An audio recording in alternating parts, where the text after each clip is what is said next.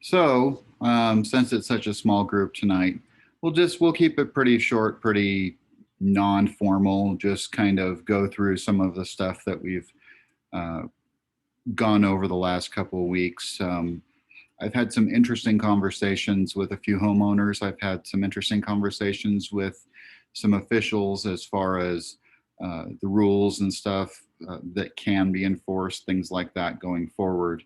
And we'll kind of just have a conversation and see where everybody thinks we are, uh, or other things that we should do going forward before we just start actually trying to make sure and garner votes at that point. So, um, number one, I just want to put this out there for people. We still have yard signs available. If you need one, just let us know. It's, takes us very little time to run one over. I know I've got to run a couple out tomorrow. So if anybody wants one or knows a neighbor who wants one or any of that, just let me know and we'll bring some by. Um, so I wanted to get that one kind of just out there real quick. I spent some time talking with a couple of neighbors, and there's been some confusion about what kinds of things are legal authorities in terms of city code enforcement. People like that can enforce, do enforce, etc., within the limits of our neighborhood, but within the whole of the city. And there's been some comments on Facebook. There was one last night, I believe it was, where somebody had posted their streetlight was out and they didn't know who to call. And fortunately, and there were enough comments to get them to the right area, but there seems to be a lot of confusion. With our HOA, you pretty much only call the HOA if you're going to build something. Otherwise, and I say call, but you only really want to deal with the ACC stuff when you have to. Everything else, if it's a parked car, if it's a street light that's out, if it's kids dangerously playing in the river, if it's somebody fall through the ice, those are not things you would call the HOA for. And I'm certainly confused as to why people think that would be the authority that you would call. I know that there are neighborhoods where that is the case, but I don't even know if there's any of them in Lehi, let alone probably even Utah County, that are that strict that, oh, my neighbor's dog is barking, I call the HOA before I call the police. I've never been brought up to understand that line of thinking. I've had that conversation with our code enforcement officer for the city of Lehi, who actually lives here in the neighborhood, and was able to have some pretty good detailed conversations with our Lehi City Code Enforcement Officer, just trying to kind of go over, okay, what kinds of things can our HOA enforce? What kinds of things can't they enforce? What kinds of things are they wanting to put in? Because since he lives here, he's aware of the changes that are trying to be made, and he flat out said that there are things in those proposals that would not pass muster as far as the city. Um, the HOA cannot, under any circumstances, regulate parking on city streets. That falls to the city itself. And that is one of those things that I know that the HOA's mantra is, well, if we put it in there, then we can help enforce it too. But he was very adamant that things like that if it's a city violation, that the HOA getting mixed up in that could cause more confusion and more liability for the neighborhood as a whole going down the road. And I think that that's something that's been a problem for some time. We see kinds of things like that. The streetlight posts being out. Those are things where you would, calling the HOA is not going to be of any benefit. They're going to say, oh, call the city. They're not even going to call the city on your behalf. Now I can understand, some of the thinking of, okay, well, what really, there should be a list of things that you call for who do you call? And the simple answer is, unless you're, going to build something in your yard and you need approval, don't call the city, or don't call the HOA, call the city. And that's kind of one of those things. We've seen several posts over the last, I would say, what, John, maybe 3 weeks, with as people are ramping up projects on, well, who do I call for this, or who do I call for that? And I think that that's been kind of the general consensus. You know, Chris Condi was very informative in the one that was posted this morning, I think, on Neighborhood Friends about the street light, and was able to say, look, you go to this page on the website, there's even an app that people can go and click, and give an exact target or exact information so that the city knows what they're doing. But so when I talked with the code enforcement officer, one of the things that he brought up was that there are two types of enforcement. There's selective enforcement and blanket enforcement. Selective enforcement is, we're going to enforce a set of rules on a certain section of the city because there are certain rules, be it, different parking or street rules because it's a commercial district or things like that. But then there are the blanket enforcement rules, which are a lot more wide open. It's the no loitering past this hour, no, minimum, or the minimum speed limit is always 25 miles an hour on residential streets, or, there's things like that. And he said, it's one of those things that a lot of these HOAs tend to try and want to override city rules. And as he explained it to me, the city can be neither less restrictive nor more restrictive than the HOA, depending on the circumstance. So in the case of, for example, city restrictions on a building, if the city has a restriction, the city cannot say, oh, you can exceed a certain limitation without a variance. But the HOA can be more restrictive. In that circumstance, the city cannot come in and say, oh, well, we rule, the HOA would be more restrictive.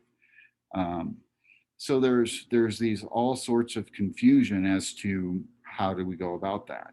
So when I talked with the code enforcement officer, one of the things that he brought up was that in general, that there's this thought process that, oh, there's got to be some list where you can go in and just put in a list of CC&Rs or any of that and compare it to city code and it'll populate. And he said that is not the case. Where when they have these battles, they literally have to go pull up, the individual city codes, which they have in an online format or in a physical book, and then try and search for anything that matches up with what the CC&R for a given neighborhood would be, to see who rules and what rule actually is the one that's the legitimate rule there. And he said that, I asked him, I said, well, how long would it take, in earnest, if somebody sat down and just started saying, okay, well, let's just go through our the proposed CC&Rs, the current CC&Rs, and just compare them. And he said you would probably be at least 60 hours, if not double that, in pouring through codes and just making annotations as to this code then equals the CC&R line item. And then even then you would then have to try and legally interpret which level of those two actually supersedes which. He's like, it's a losing battle as far as he was concerned. Now, granted, he lives here in the neighborhood as well. As far as he was concerned, he would rather see the HOA just go away, because there are so many forms of liability being created by the HOA that, there's a concern that if this rewrite isn't handled just 100% to the T, that we could actually wind up in a greater legal precedent than we already are. Somebody had asked me, okay, So we are kind of working on this project of wanting to put together HOA horror stories. And somebody had spoke to me and kind of brought up the point of, okay, is it true that you cannot sue the HOA? And that if you do sue the HOA, that they will try and actually assess your account, your homeowner's, account for the legal costs. And as scary as it is to say this, it is true. That is what's written in the existing CCNRs. That is what would be written in the moving forward CCNRs on a redo of that. The question becomes, is that legal? Well, when I've talked to an attorney about it, the response was, if a judge issues a judgment in the homeowner's favor against the HOA cannot legally pass that cost back on to the homeowner. So we're seeing these things like that where there's this conflicting information where we've got one tier of things says one thing, one tier says the other, and pretty soon, well, we have to have some sort of a case law thing to justify what is the real path forward. The fact that the HOA thinks with impunity that they can pass legal costs onto a homeowner, that's a pretty scary thought. And I think that that's something that in the future, we want to make sure that that's not something that can happen.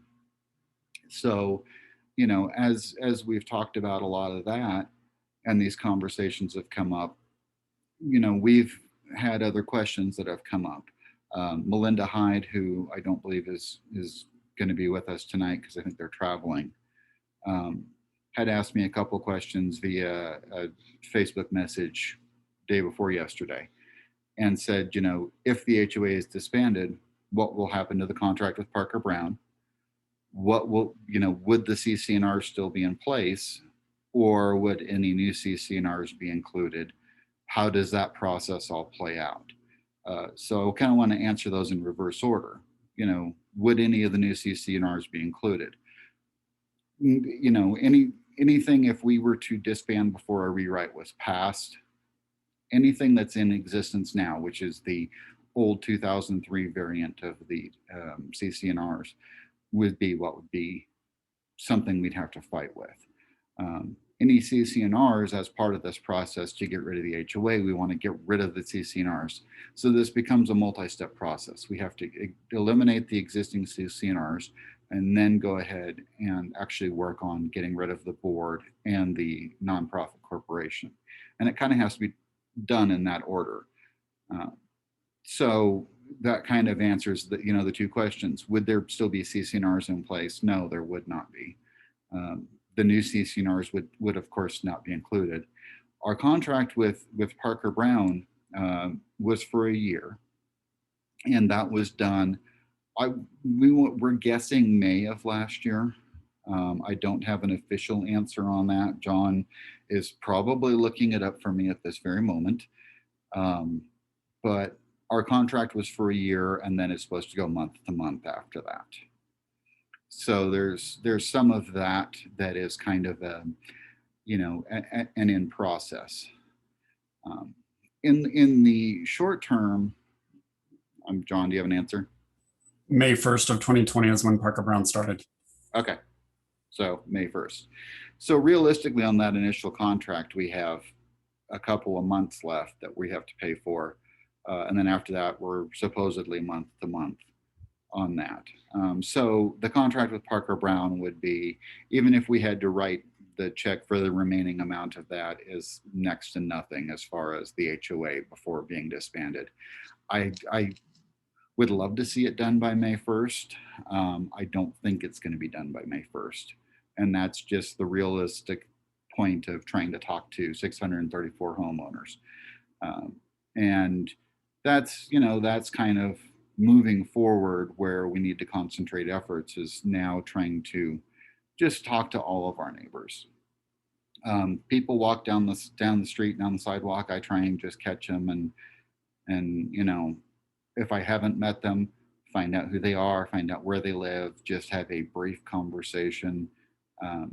You know, and it comes back to that, you know, have the conversation without any kind of conflict. Have it be kind of a, hey, what's your opinion on this?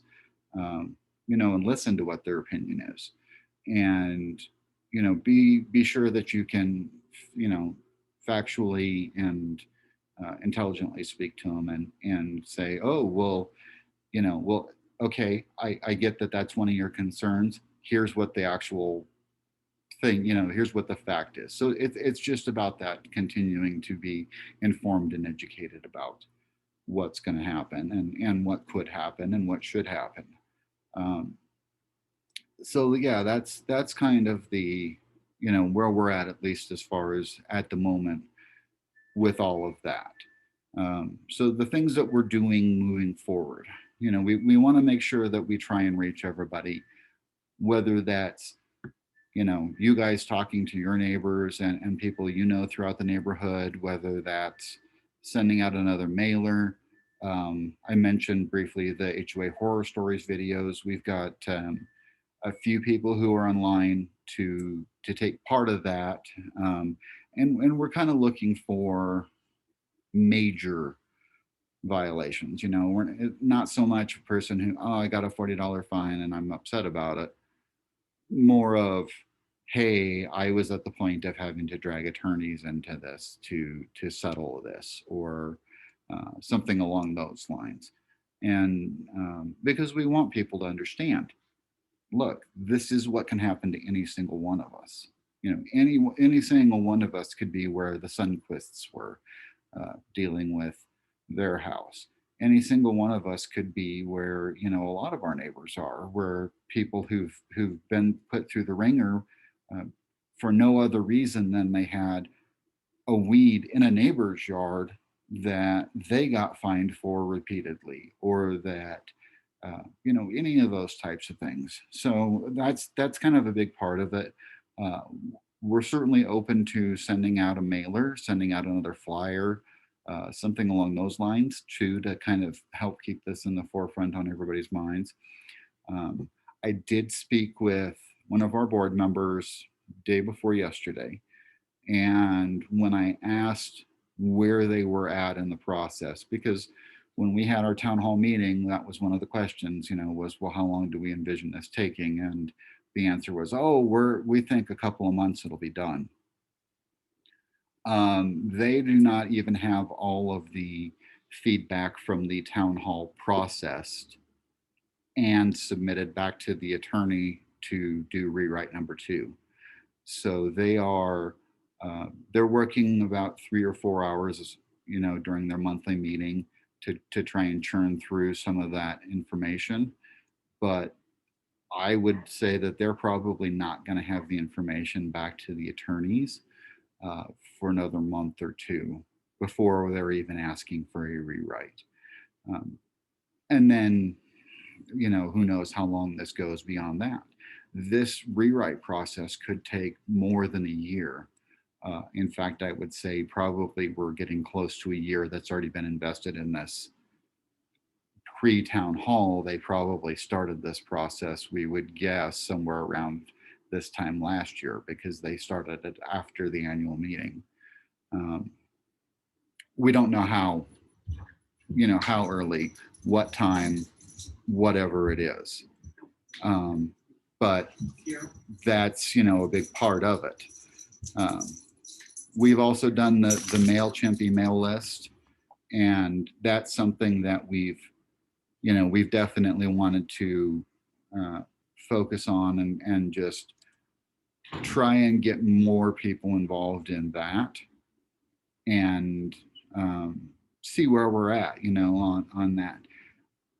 The big trick is that I don't want to just start adding people to that list without them having the authorization. So what we've done is we've taken on the website and actually made the contact us page. You can still contact and send an email, just a normal response email. But there's also a subscribe list that then will allow people to subscribe over to the email list. So, you know, we're trying to do all these things to try and keep people in the loop. without being obnoxious. Some of the early feedback was that we were spending a lot of time on Facebook, and it seemed like every post in even Jordan Willows Friends was, oh, the HOA this and the HOA that. And so we've taken that feedback and said, okay, we don't want to monopolize that list. But I do want to be able to post there. And as we come up with these HOA horror story videos, as we come up with, more information, whenever we are going to host a Zoom meeting, be able to post it there so it's available to everyone. And so that's kind of our main thing right there. Other than that, that's kind of where we're at. I just want to, at this point, just kind of say, thank everybody for being here, of course. But I also want to, see if we have any feedback from anybody as far as thoughts on flyers or mailers or other processes or other things going forward that can help be of benefit. Any of that kind of stuff, or be able to answer some questions. So, if anybody's got those, let's just, there's 4 of you other than John and I, so we'll just kind of go through. Selena, did you have any questions? Yeah, I did, John. Can you hear me? Yep. Okay. For one of the questions was, when we need to get the 30% of homeowners to call the special meeting. Uh-huh. Do we need to go like door to door and get signatures, or can people just have a proxy thing, or how does that work? A proxy would certainly work. Okay. And that's, to get that 30% to call the special meeting, Okay. Proxies would work. That's probably going to be the easiest way to do that. Okay. So, yeah, go ahead. And the other thing is, I knew we've talked before that there was one house that got foreclosed on. Okay, so technically it was not foreclosed. Here's the technical info behind that. Okay. It was never actually foreclosed on. Okay. What happened was the bank was foreclosing on it for non-payment. Okay. He had amassed a large amount of fees and fines that were not being paid. And so when the bank went to foreclosure, the HOA said, okay, well, we can choose to either write that amount off, or we can go to the bank and say, well, here's what he owes us, and the bank would make them whole before selling the house. I'm sure to everybody involved, it felt like they were being the ones foreclosing, but Probably. it was never an official foreclosure. Okay. I was just wondering that, because when I see comments of like HOA, we need this HOA, it's so great, it protects me from terrible neighbors. And I'm like, but if they're terrible neighbors, they're not going to care what the HOA says. They're not going to care what fines they levy. They don't care. Well, and that's it. I mean, It's like, I just don't understand. I'm just kind of like, oh, like, do I like that my neighbor has an RV parked right next to my fence? Nope. But guess what? It's none of my business. I happen to know somebody, well, I know of 2 people actually in this neighborhood who have got large amounts of fines. Neither one of them are intent on selling their house anytime in their lifetime, as far as they're both concerned. And the response has been, no, I'm not going to pay it. And, oh, you put a lien on my house. Oh, good for you. Yay, you. I mean, they're both people who don't have to worry about, they own their home. They don't have to worry about it. They're not renters. There's none of that. So if you're going to take out that foreclosure and you're going to say, we're not going to ever do that, we resolve to never do that. Well, now you've just taken away all your enforcement. Right. So that's a big point, that we have to stress to everybody is, if the HOA is not going to enforce the rules, and they're going to not be able to punish you with some sort of massive punishment for the rules, then what's the point in having the HOA to begin with, right? If you can go and commit a murder and say, oh, I'm just kidding, I'm sorry, I won't do it again. You know, I'm going to move out to the country where I won't be around people. They're not going to let you go. Right. That's exactly what's happening here. So, and, Okay. and those are good points. I appreciate that. All right. So, That's all I have. so you have, So, okay. yes, I just want to thank you and John for doing all this work. Oh, no I worries. really appreciate it. You know, we're vested in having it done too. You know, that's been one of those things. You know, fortunately, John doesn't have to put as much time in. He just has to listen to me whine and gripe and all of that. And then when I need a piece of information like when did the Parker Brown contract start, just go find it. Right. So All right. Well, thanks a lot. awesome. Thank you, Selena. Lisa right. Hawkins, did you have any questions, feedback, anything like that? Hi, no, I didn't. I just was gonna catch up because I haven't been to anything and I just see what's posted on Facebook. So I mean, I've never really had an issue with the HOA. I don't like in other HOAs I've been in, I did not like the architectural committee. I don't like that at all. And I feel like in our community, they've already, like you said, they haven't enforced the rules. So, I mean, any real estate lawyer could come in and, you know, really cause a lot of trouble. So, Oh, I appreciate that. That's something that I know that is trying to be fixed as we move forward. Chris Condi has been asked or tasked by the board to actually put together an architectural control committee to take the power of dealing with the approvals and stuff out of Parker Brown's hands completely, as well as eliminate that as something that the board has to deal with. Let's face it. I would bet 1 in 10 people actually fills out an application for anything that they're doing. yeah. And so that's kind of the frustration, right? You get those people who actually do that, fill out the application, do all the paperwork and all of that, and then they get yanked around on it when you've got people who just go build whatever they want to build and there's no retribution.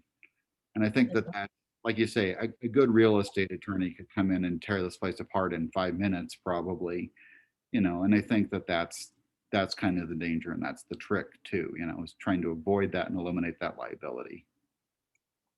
Yeah. And I think, well, I saw a news article about Lehi City Code and how some people were they had all these plans. They looked at all the city code and they submitted their plans and it was denied because it didn't have so much rock or something. So I think Lehi City Code is way, way more strict, you know, if you really get into it, than what our HOA is. So I think we'd be protected that way. And that's a big one too. And I know you'll see comments from people.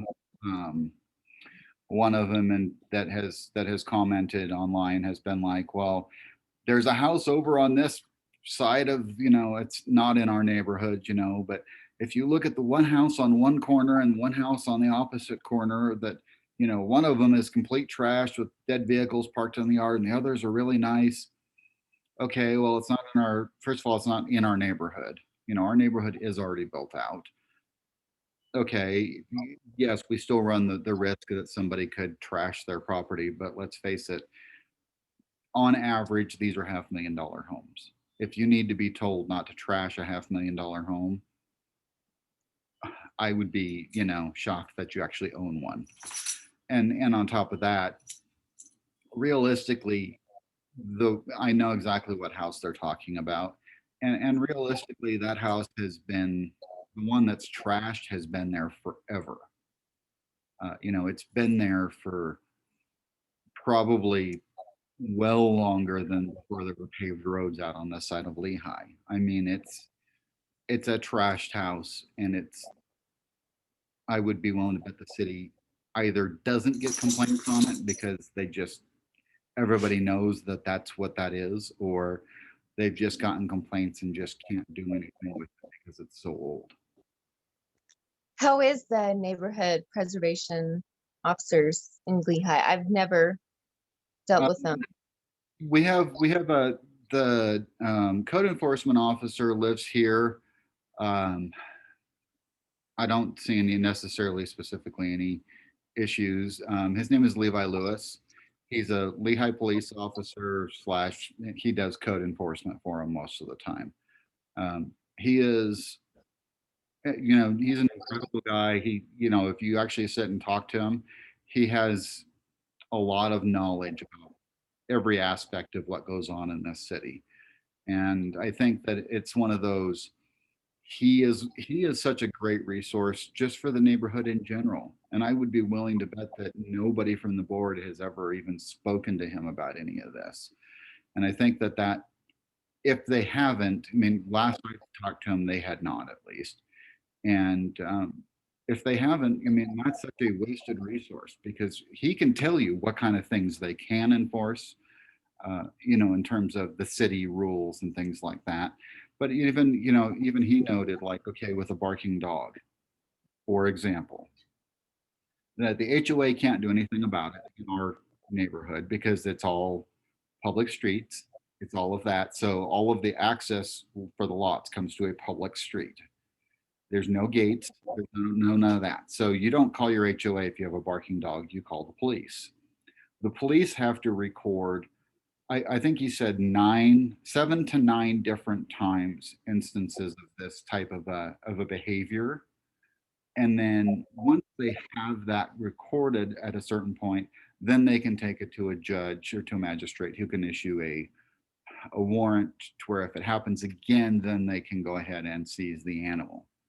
So, I mean, there is a lot of forgiveness in those rules, but at the same time, okay, if somebody's leaving their dog out every night from here to eternity, the dog is barking every night, you call 9 times. I mean, that's a week and a half of calls every night. And they're going to note every time that call has come in that there's been a contact. It doesn't take that long to really reach that point of, okay, now Lehi City's going to take it to that level. And I think that's one of those things that he is an incredible resource. I mean, he has more knowledge of this stuff than I could ever even hope to process. And I think that, it's one of those, I've talked to him a couple times and I will plan to talk to him plenty more before this is all said and done. But it was funny because when I've talked to him, not in the course of his job, I didn't even realize that he was a code enforcement officer. And I called a couple weeks ago trying to find out, what the different rules were and see if we could get a comparison between our CC&Rs and the code and Lehi City Code. And he called and he's like, hey, Brandon, this is Levi. And I'm going, It took me a good 10 seconds of dead silence before I was like, oh, okay, I know who I'm talking to now. And he's, he's very well versed in what's going on and what possible things can be dealt with. So, if you have questions, if you know who he is, he's always willing to talk to people. So. Okay. Any other questions or feedback or anything? Nope. I'll just keep following and to help with what I can. Well, we appreciate it, and the more people who are involved, the better. And, the more people who talk to their neighbors, the better. So, and if you have questions, don't hesitate to reach out. I know I'm generally pretty quick to try and get back to people. So, if there's anything, let me know. Okay. Awesome. Thank you. How about you, Rich? Oh, I'm just mesmerized. You're mesmerized, huh? Mesmerized. Well, I don't follow a lot I'm not on Facebook or any of the Jordan Willows Facebook sites or anything like that. But so you're the only contact that I have of knowing what's going on with this and wanting to disband it. I'm concerned as I talk to some people and very few people, actually know anything about the HOA. What it does, I know everybody thinks that if you live in a community, the HOA is there to beautify your place and take care of things. I know I told you before that my daughter lived in Harvest Hills. Right. They had a pricey HOA, over $100 a month, but at the same time, their park strips and everything, it's just meandering around the whole community there, and they did all the maintenance on that. They did all the snow removal on all the sidewalks and all that, and so their dues and everything went to something. And I don't think that most people around here think that the HOA fees, even though they're $40 a year, they're doing something for us. But that's not true. I think that's the big misconception of everybody, is the fact that we're paying this money and it's got to be doing good. But it's actually only paying for the lawyers. It's about all it is, other than the one time a year in the spring that they throw out some dumpsters and the speed limit signs that they threw out there at the beginning of the Jordan Willows second phase or third phase. That's the only improvement or anything that benefited a lot of the people that I've ever seen in the 13 years that I've lived here. And it just seems like expressing the knowledge of what the HOA is, what it does for you or what it doesn't do for you, is the biggest obstacle in getting people to on board with getting rid of it. And I'm sure I'm preaching to the choir here, but that's my opinion. But you make a very valid point. How many people honestly know? I mean, I know that I can account for somewhere in the neighborhood of maybe 135 voices that I can absolutely pin down without any shadow of a doubt of that I know, are on our side. Realistically, I know that there's probably closer to 200, but that's still not 424 needed to disband. And I think that, we see people and talk with people, and we've talked with a few people who are like, yeah, I have no idea what's going on. And that we're this far into the process, and the only contact that they've had of any way, shape, or form has been the one letter that was sent or email that was sent from the HOA back in January, I guess it was, stating, hey, we're rewriting the CC&Rs. Hey, by the way, here's the copy of the CC&Rs where you can go to find it. And here's this town hall we're going to do. But there has not, the communication has only come from our one side. And we're so limited in, I can say, we've got so many people that are on our side, but ultimately the best thing would be for every single person who's, when they talk to their neighbors and talk to friends that are walking by on the street, or people they know live in the neighborhood that they haven't even yet met who are walking by on the street, just having that conversation and in a constructive manner, hey, what do you think of this whole HOA thing? What HOA thing? You don't know? Okay, let me explain it to you. That's been, something that I've tried to stress to everybody as we've gone through this is, John and I can do all the flyers in the world. We can do videos. We can, host these Zoom calls, but ultimately everybody has to be involved in this. And that's where we would really love to see everyone reach out, whether it's, each and every one of you guys, everybody who we contact on Facebook, things like that, people who we contact through Nextdoor, things, we're trying not to make it an overwhelming process. If you've got one voice saying it, that's great. If you have 100 voices saying it, it has much more power to it. And it has much more, much more of a round tone to getting that conversation out.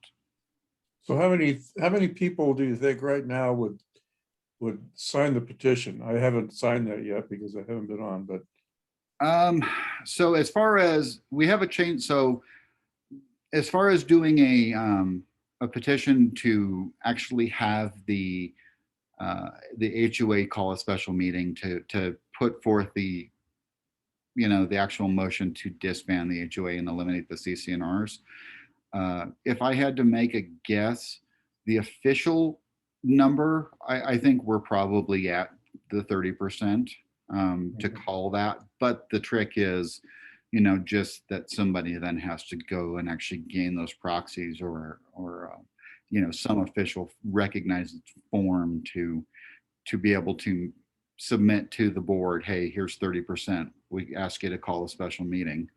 On top of that, we've done other types of things. We did a survey that had, about 150 responses, something like that. 75% was kind of the general tone of people that wanted to see the HOA go away. We did a change.org petition. Now that's not limited to, unfortunately, people who live in the neighborhood. That's got over 300 signatures to it. The vast majority of those are people who live in the neighborhood, but I have not been able to pour through that data and actually see if I can figure out, multiple people from one homeowner, things like that signing it. Ultimately, but it still represents a large contingent of people who are unhappy with the status quo. Let me ask you this: I think I got knowledge of this through not a mailer, but something that was put on my door.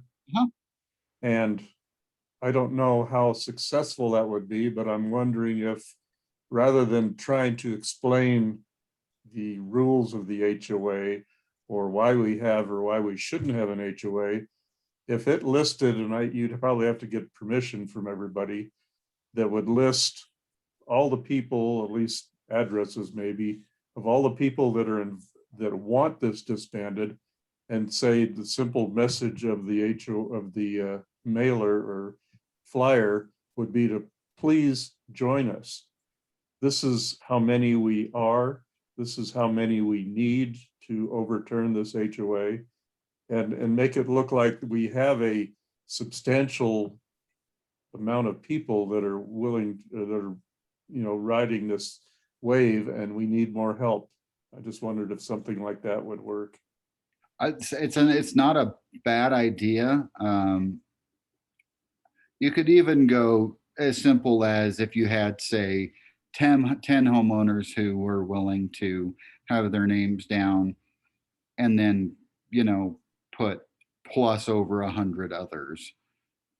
That way you're not taking up an entire sheet of a flyer with a list of names. Yeah. But some sort of a, look, this is not an isolated thing. This is a lot more people looking at this than you think. I like that idea. I'll mull some ideas around, see if I can come up with something, because ideally we need to either do another mailer or another flyer. I lean towards a flyer because it costs me very little to print those.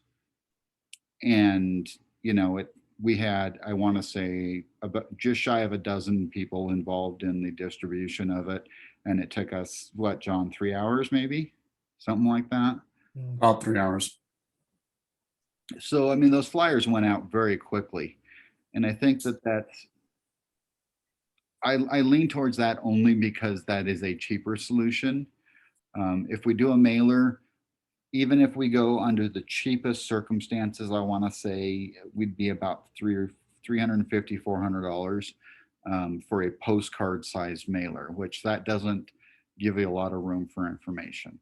Yeah, and that gets thrown away if you're like it gets in the junk mail. But so that's why I was saying that the flyer was more effective, at least for me. And, maybe with the limited amount of space, rather than trying to list everybody, maybe just the statistics of how many homeowners there are, how many people are on board with this, and then let them know that it's not just a whiff of people that are concerned about this, but the majority. You say 30%, that's quite a number there. So And if we have to have 30% to to call the special meeting, we need to have 200 and I believe 4, if my math is correct on that.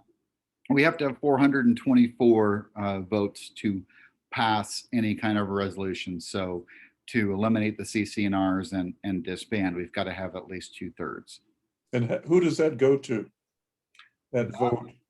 All of that would be sent to the board directly. In other words, once a motion is made, then the vote would be, so the process would be, we would, because they're not going to take it up on their own. Let's just, we'll make that assumption. The board's not going to take this issue up on their own. So what we would have to have is we have to have 30%, which, let me do the math real quick. 190. Okay, is 190 homes.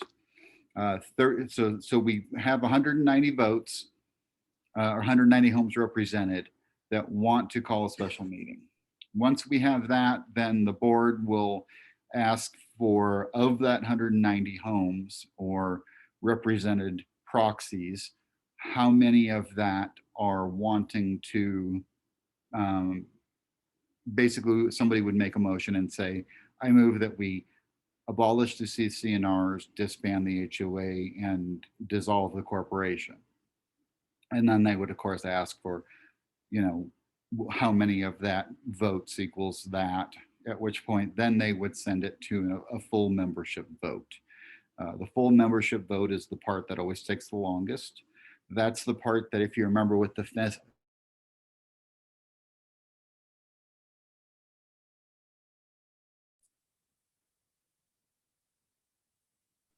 Brandon, you muted. I did not intentionally.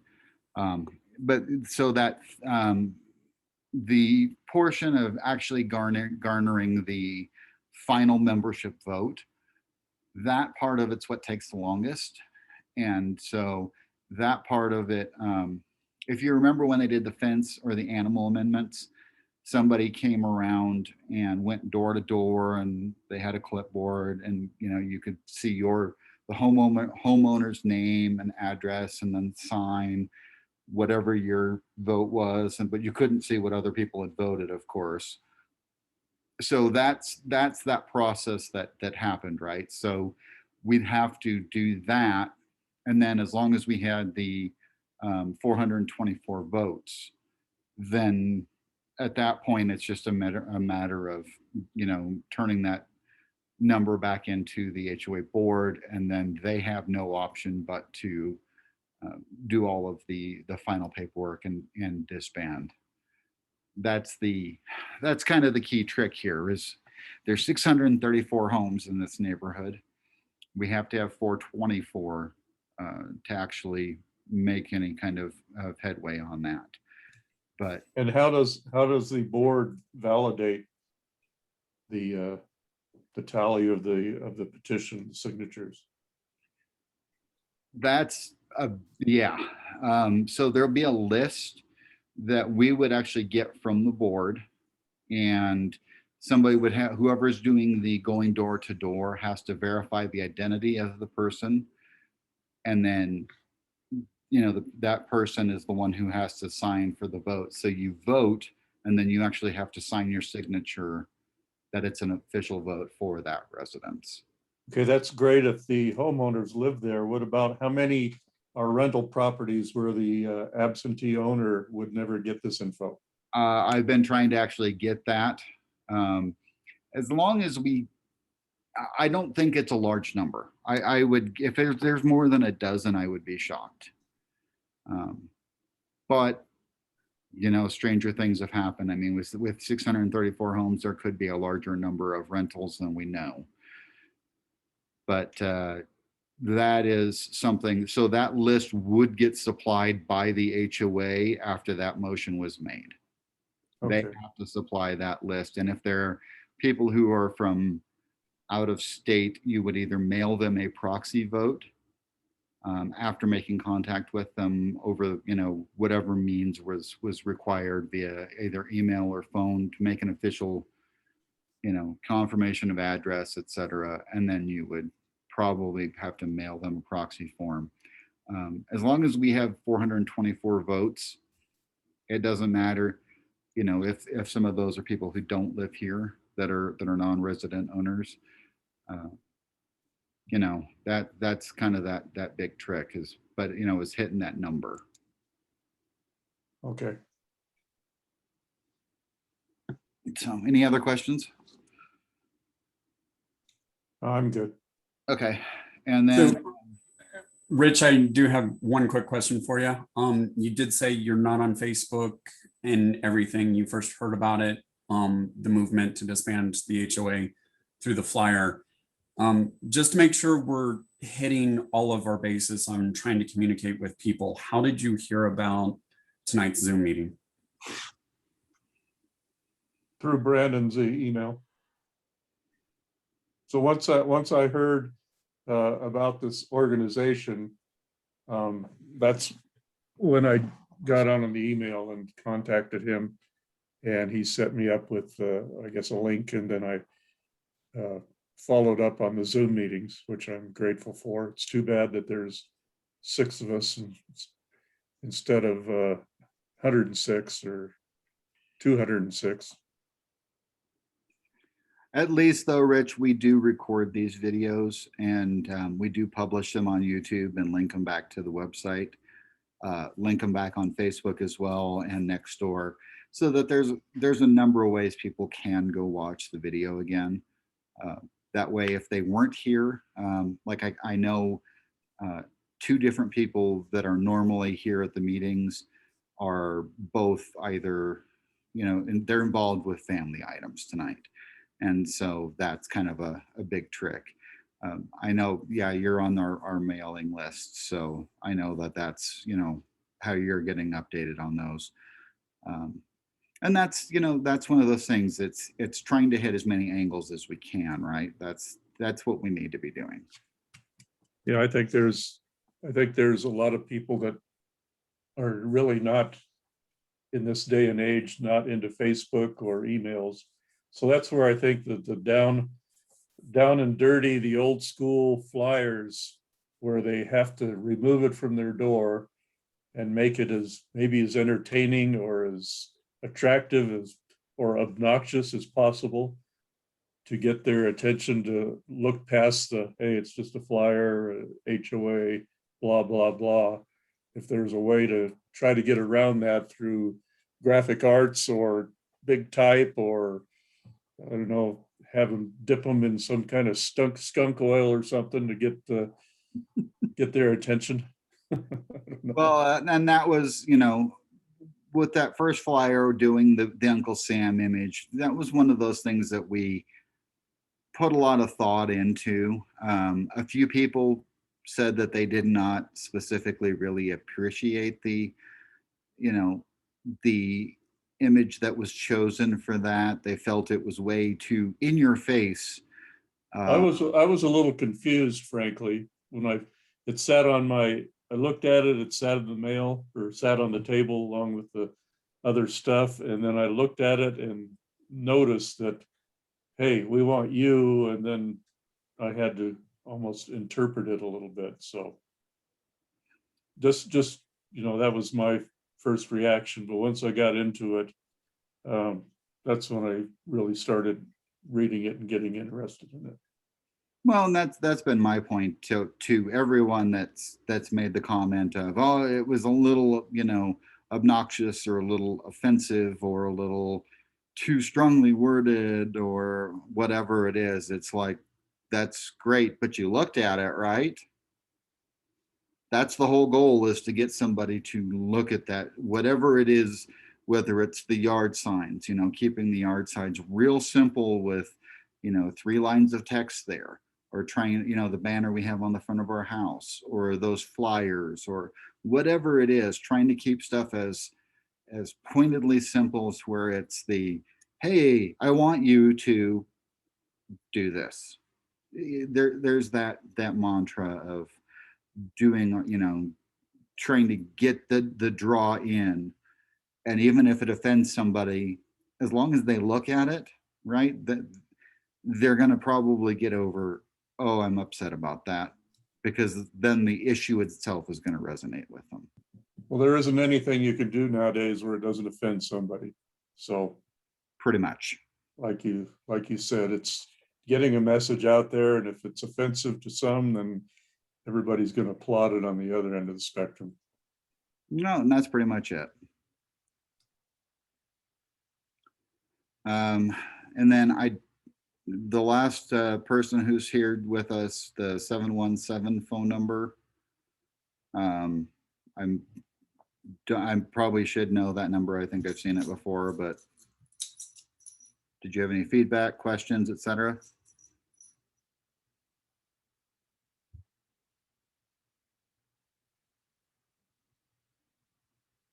Nope. Okay.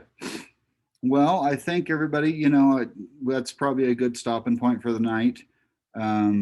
We'll definitely try and host another Zoom meeting sometime, probably early next week. I'm trying to vary the nights that these happen on so that we can try and capture different people who want to be able to come for whatever reason. I know, certain nights are not good for this person, or you're never going to find something that's great for everybody. But, I keep trying to kind of bounce it around a little bit. So, we'll get it posted. We'll get the video of this posted online if you want to go back and rewatch, re-listen, any of that. And then it should be posted later on this evening, if not first thing in the morning.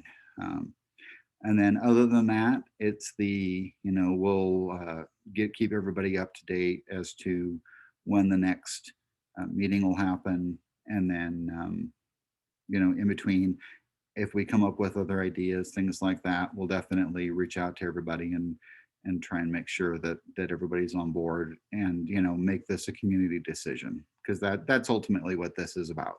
It's the community stepping up and being a community and making a decision, right? So that's kind of our big goal. So again, thank you guys for all being here, for spending, an hour of your evening tonight with us. And if you have any questions, any messages, shoot me an email. Rich, I know you've got my email. Our phone number is listed there on the website. If you need that, catch us on Facebook, catch us on Nextdoor. We're always more than happy to help in any way we can. So, again, thank you guys for being here, and we'll catch you at the next one. Thanks, Brendan. You're very And welcome. John. And Lisa and Selena. You guys are all very welcome. Okay, catch you later. Thanks, Rich.